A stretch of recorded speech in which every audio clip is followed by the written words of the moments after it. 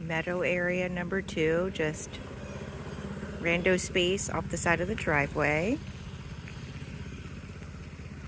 Still full of weeds, but also look at these tequila lime zinnias from the Queenie Lime series. Beautiful. I wish that it weren't as expensive. I would have more of these. Cantaloupes. Third time I've had to plant these because for whatever reason this year the deer decided that they were tasty and ate them a bunch of times before I finally got some to take. Some wildflower seed. Some native aster also just decided to join in on the fun. Some goldenrod just volunteered as well, so it's looking nice and full in this area.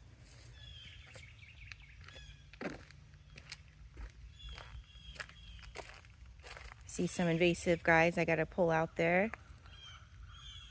My mini hydrangeas, some watermelon, and then this fenced in area is supposed to have some foodstuffs. My gigantic sunflowers back there. This area is not doing as well as I wanted to, but that's okay. I think I'm just gonna meadow this whole section next year and just call it a day.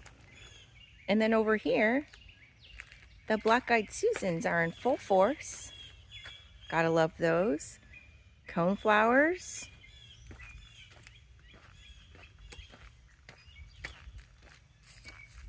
More aster, watermelon, cantaloupe.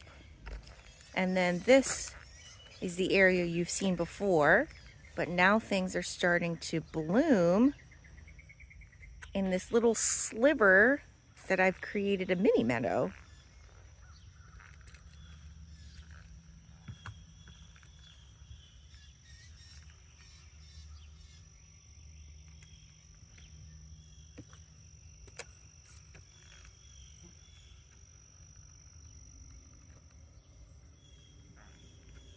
Bees hard at work.